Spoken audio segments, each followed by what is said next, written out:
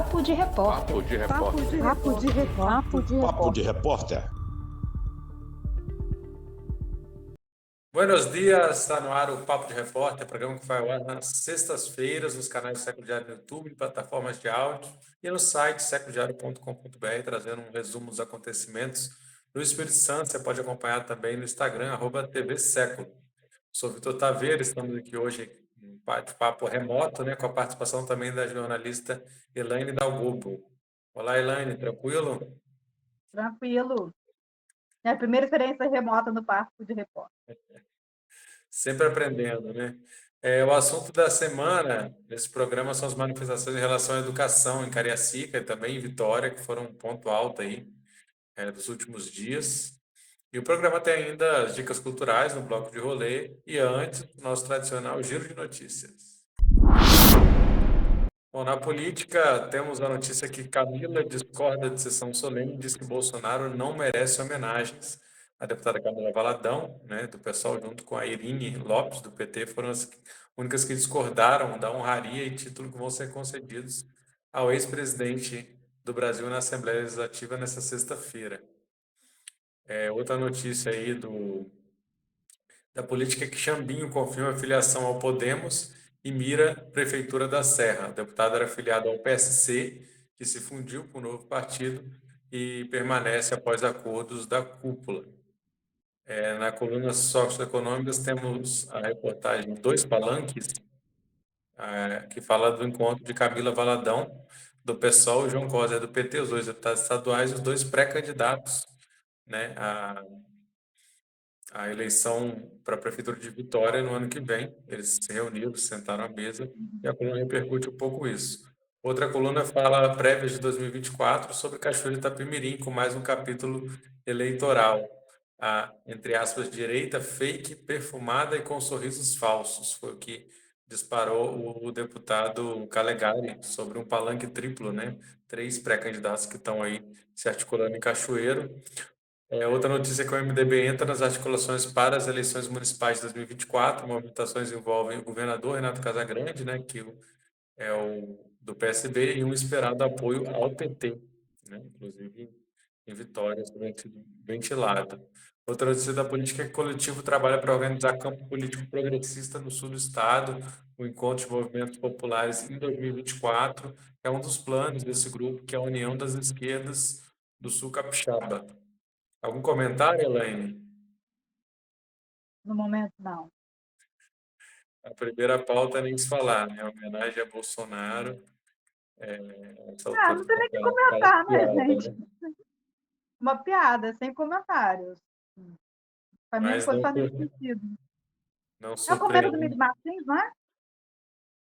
Olha, nem sei. É a maior honraria que a Assembleia pode conceder a alguém, né? Pois é, pois é.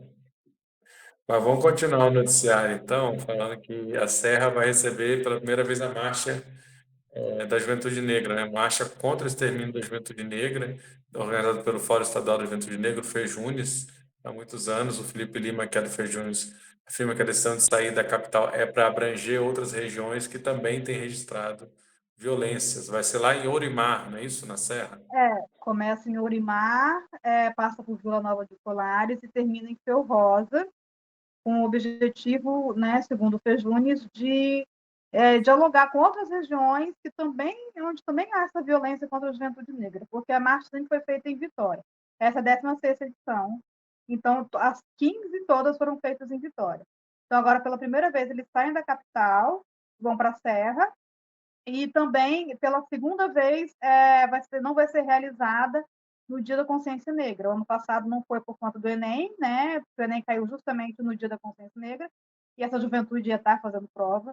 E esse ano eles optaram por não ser no Dia da Consciência Negra, porque esse ano o dia vai ser na segunda-feira, dia 20 de novembro, e eles querem fazer no final de semana, porque o desejo deles é a participação maciça da comunidade. A comunidade dia de semana está trabalhando, né? Então, essa é a justificativa para não ser no dia 20 esse ano.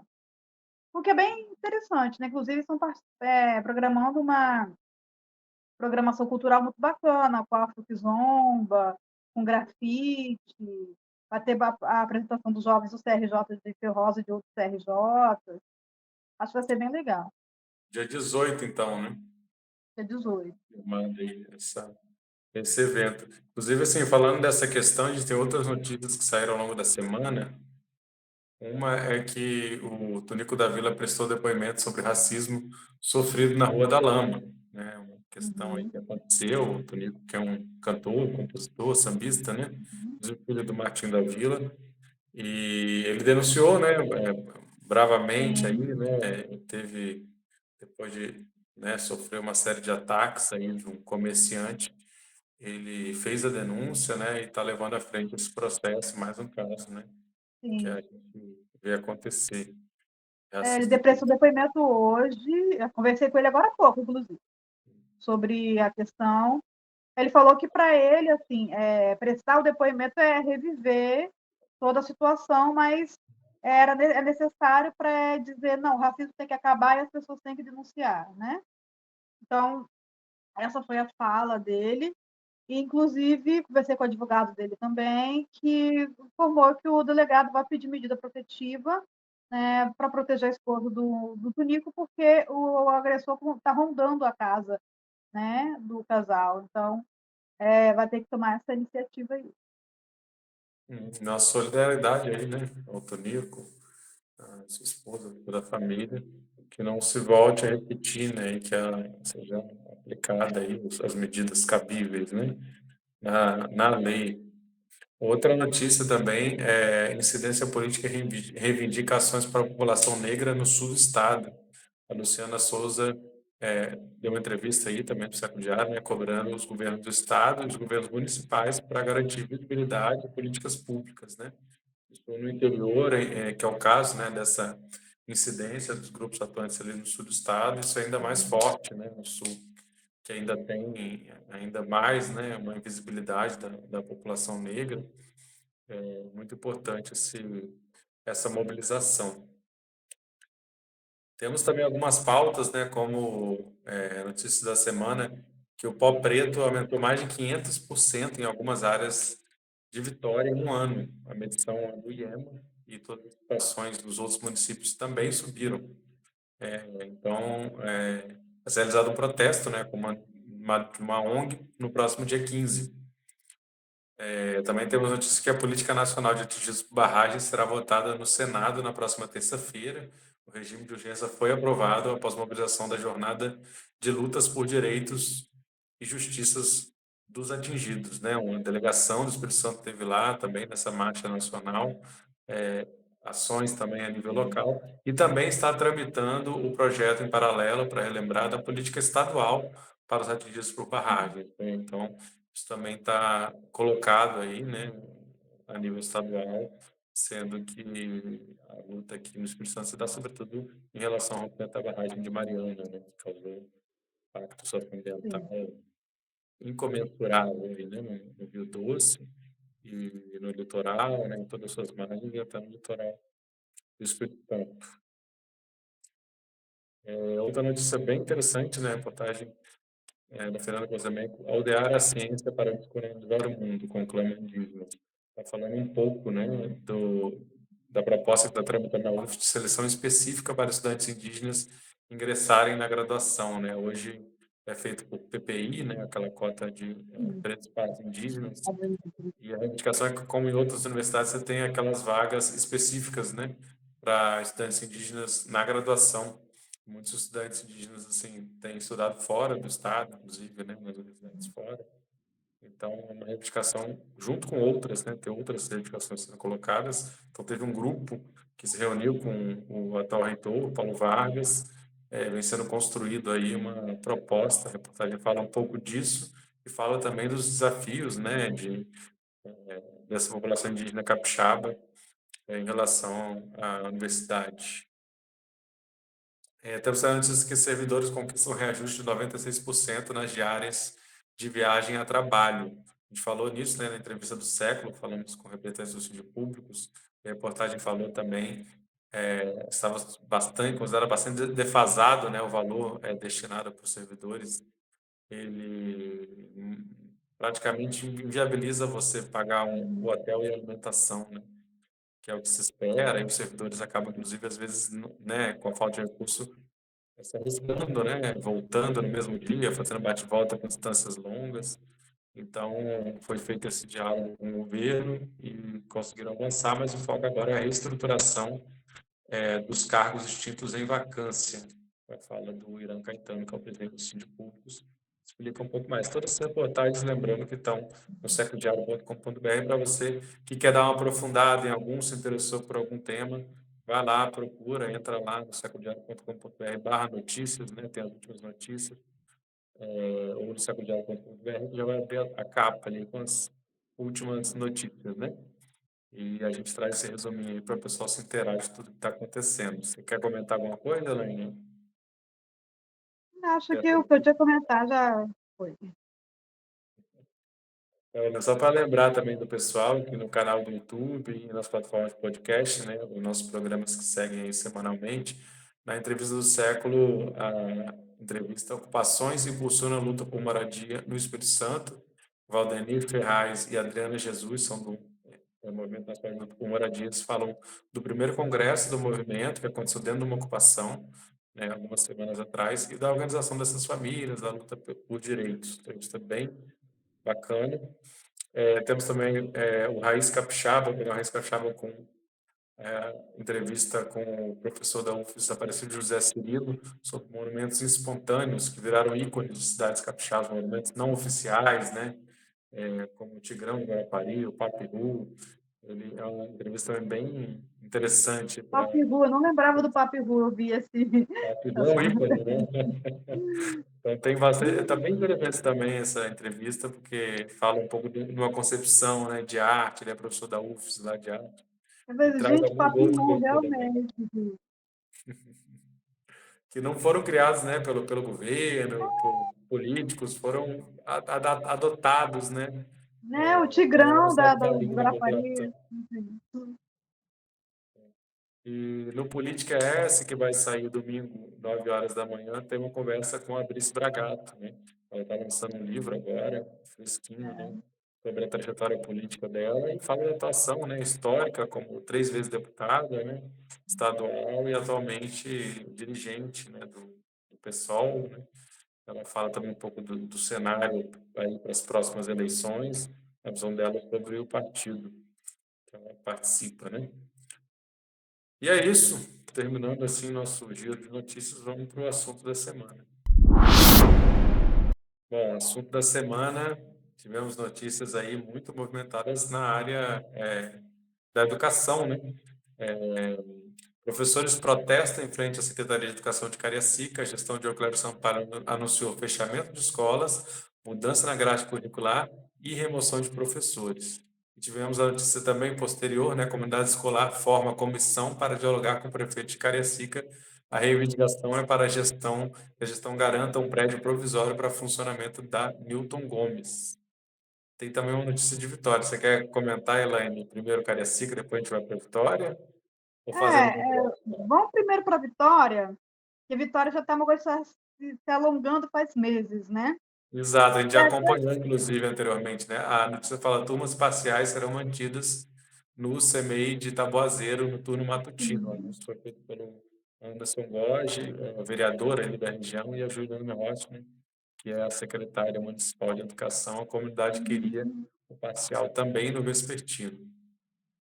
Pois é, o que aconteceu é que já tem essa discussão, já tem alguns meses, de que. Meses não, porque se intensificou agora, né? Mas o integrado já vinha sendo implantado em anos anteriores na gestão do Pasolini, e só que sem diálogo com as comunidades. Então, as comunidades estão questionando como implantar o integral sem o diálogo com elas, porque isso impacta diretamente a vida delas, né? Uma das escolas que já tinha conseguido reverter foi o CMEI São Clair Philips, em Caratuíra, porque se acaba com o integral, lá não ia ter vaga para todo mundo, né? Iam ter que procurar outras escolas, e os pais também têm o direito, de acordo com a sua realidade, de não querer matricular o filho na escola integral, ia ter que ir para outro bairro, e a dificuldade para isso. Existe. Em Taboazeiro também estava a mesma situação. Quem queria implantar o integral Mas aí, quem não puder ou não quiser matricular o filho no integral, vai ter que ir para outro bairro, e ali existe uma situação de briga, de tráfico, que impossibilita, né, a mobilidade entre os moradores. Essa é uma das questões. O próprio horário de, de encerramento da aula, que é 16h30, é o horário que as pessoas estão trabalhando, elas não têm como buscar seus filhos. Então foram feitas várias mobilizações, foi feito abaixo-assinado, né? A comunidade de Taboazeiro foi a que mais se mobilizou, assim, porque também está tendo a mesma questão na Ilha das Caieiras, está tendo em Santos Dumont, está tendo em Fradinhos, e a de Taboazeiro foi a que mais se mobilizou, né, pelo que a gente pôde perceber, pelo que a gente pôde acompanhar, e foi a que conseguiu reverter parcialmente a situação, porque, na verdade, eles não são contra o integral, né? Eles apenas querem ter a possibilidade de também ter o parcial. E o que foi anunciado é que o parcial vai ser mantido, mas no turno matutino. Eles queriam também no turno vespertino, por isso que não é considerado uma vitória total, vamos dizer assim, né? E vai ser um processo de transição, porque as pessoas, novos alunos não vão poder se matricular, e acaba que quem vai continuar no parcial são os que já estão lá, e à medida que eles forem avançando de série, o parcial vai terminando até ficar tudo integral. Não era essa também a reivindicação era manter o parcial integral, né? Tem essa coisa de ter um prazo para o parcial ficar funcionando. Ainda assim, né, eles consideram uma vitória de certa forma. Em Cariacica, o que está acontecendo. Sim, mas teve a questão do Anderson Godes também, diante das reivindicações. O Anderson Godes foi para a reunião, né, com ele, lá na comunidade, falou que ia intermediar com o prefeito, mas a comunidade fala, e com toda a razão, que o que eles conseguiram de avanço, eles conseguiram por conta da mobilização deles, não por conta do vereador da base.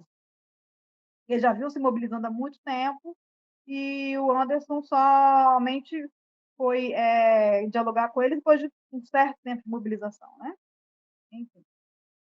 Em Cariacica, o que está acontecendo é que o prefeito quer fechar 2 escolas, a MF Newton Gomes em Cruzeiro do Sul e a Joane Santos Neves em Boa Sorte. E são 2 escolas antigas. Na verdade, a Newton Gomes eles vão demolir para construir outra no lugar, né? A reivindicação da comunidade é que, em vez de os professores passem pelo concurso de remoção e que os alunos procurem outras unidades de ensino, é que seja alugado um prédio onde eles possam estudar e onde os professores possam também trabalhar, um prédio provisório enquanto essa escola é reformada. Que é a mesma situação lá de Taboazeiro. Você vai para outras comunidades, são distantes, vai ter dificuldade você não vai encontrar vaga, pode não encontrar vaga. Por exemplo, teve o caso de uma menina que eu entrevistei, que ela tem 2 filhos. Então, eu posso encontrar vaga para um filho em uma escola e posso não encontrar para o outro filho, teria que ir para outra escola. E como que vai ser essa locomoção? Né, para levar e buscar. Então, esse é o questionamento que tem sido feito em Cariacica, né? É isso aí, é sempre complicado, né? A questão da educação, a falta de diálogo é justamente, né? O diálogo geralmente eles fazem depois, lançam os projetos sem dialogar e depois tem que ficar correndo atrás, né? De dialogar posteriormente, né? Já haver uma redução de danos e, inclusive, outras comunidades, como você disse, que não tiveram essa capacidade de mobilização por inúmeros fatores. Talvez pais foram prejudicados, estão encontrando dificuldades, mas não conseguiram se organizar e colocar isso, estão tendo meio que engolir e se articular, né? Sim. E em Cariacica, eu estou vendo assim, das 2 comunidades, a Newton Gomes parece estar mais articulada. Fizeram reunião, formaram uma comissão para tentar conversar com o prefeito. E a falta de diálogo em Cariacica também foi um problema, porque, por exemplo, vai ter remoção para os professores, vai ter em várias escolas, né? E só ficaram sabendo via Diário Oficial, que foi publicado no Diário Oficial. E a mudança na grade curricular também foi somente via Diário Oficial. Então, não se tem um diálogo, e essa é uma queixa da comunidade escolar.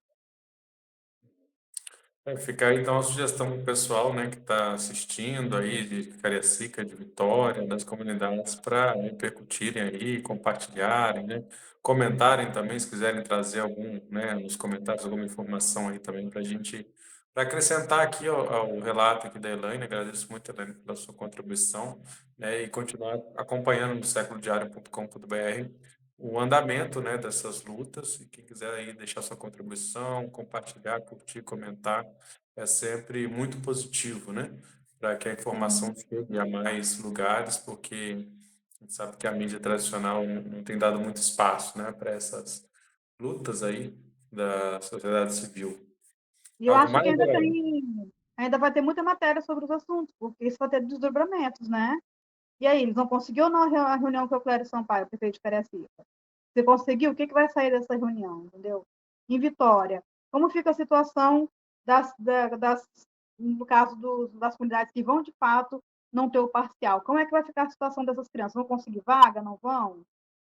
Como ficam essas famílias? Eu acho que vai ter muito ainda para a gente abordar. É isso aí. Então, acompanhamos aí próximos capítulos também no Século Diário, sempre atento aí às movimentações, né, políticas e os movimentos sociais. Terminando aí esse nosso assunto da semana, vamos para o nosso de rolê, com algumas dicas aí culturais para esse fim de semana e para a próxima semana. Bom, um dos destaques que nós temos aí, né, culturais, é a exposição artística itinerante no sul do estado, que celebra a cultura negra. A mostra apresenta fotos, ilustrações e objetos de 3 artistas. A abertura vai ser na Casa da Memória, em Cachoeira. A exposição chama Raízes, Cultura e Protagonismo. Então, o pessoal do sul do estado se liga, né? Em Cachoeira de Itapemirim, na Sala Levino Fanzeres, na Casa de Memória, dia 6 a 10 de novembro. Em Itapemirim, na Universidade Aberta do Brasil, a UAB, de 20 a 24 de novembro. Em Marataízes, na Casa Roxa, de 27 a 30 de novembro. A visitação é gratuita em todos os espaços, sempre de 9 da manhã às 15 horas, né? Temos também uma informação, né, cultural, que hoje, né, sexta-feira, tem o Cineclube em solidariedade ao povo palestino, com a exibição do filme Cinco Câmeras Quebradas, um filme muito premiado da Palestina. A exibição vai ser no Armazém do Campo, que fica na rua Dionísio Rosendo, número 120, no centro de Vitória. Começa às 19 horas, vai ter o filme e depois um debate sobre a questão palestina, né, que está tão forte aí no noticiário internacional. Lembrar também que toda quinta-feira está tendo o Samba do Pau Furado, lá no Bar Artista Sem Ser Cult, fica também no centro de Vitória, ali no Centro Cultural Triplex Vermelho, na Praça Costa Pereira. Então, toda quinta-noite o grande mestre é São Paulo Furado e convidados fazendo um sambinha, né, de primeira. Falando em samba, tem também no domingo, dia 12 de novembro, o Samba do Chapéu do Lado, que é realizado ali na sede da Escola de Samba Unidos da Piedade, a partir das 13 horas, né, a partir de 1 da tarde, acontece um samba ali na quadra da escola, que fica ali em cima, né, subindo para Fonte Grande, do centro de Vitória para Fonte Grande. Outra notícia que nós temos aqui é a apresentação que vai acontecer no sábado, às 19h30, é o espetáculo infanto-juvenil Concerto Vozes pela Paz, do Algazarra Coral. É um espetáculo gratuito que acontece na Igreja São Gonçalo, no centro de Vitória, com entrada gratuita. É isso. Algo mais, Elaine, para acrescentar? De agenda cultural. Ou mensagem final aí para a galera? Mensagem final para a galera: divirtam-se, curtam a agenda cultural do fim de semana. Pois é, acompanhe lá no Século Diário. Esse é mais um Papo de Repórter. Hoje, participação minha, Vitor Taveira, da Elaine Dalgobo, o Cauã Elmer no apoio técnico, agradecemos aí, o Estúdio 42B também, pelo apoio. Confira sempre, né, o Século Diário, todo dia tem notícias sobre o Espírito Santo, sobre a perspectiva crítica, então entra lá todo dia, séculodiario.com.br. Siga a gente também, né, no YouTube ou nas plataformas de áudio, Spotify, Google Podcast e outras, e acompanhe aí os andamentos aí para a gente manter sempre atualizado, bem informado sobre o Espírito Santo, sob, né, um olhar crítico, que o Século de Diálogo sempre traz para você. Então, curta, comente, compartilhe e fortaleça a nossa imprensa independente. É isso, valeu, até mais. Valeu, até mais. Papo de Repórter. Papo de Repórter. Papo de Repórter. Papo de Repórter.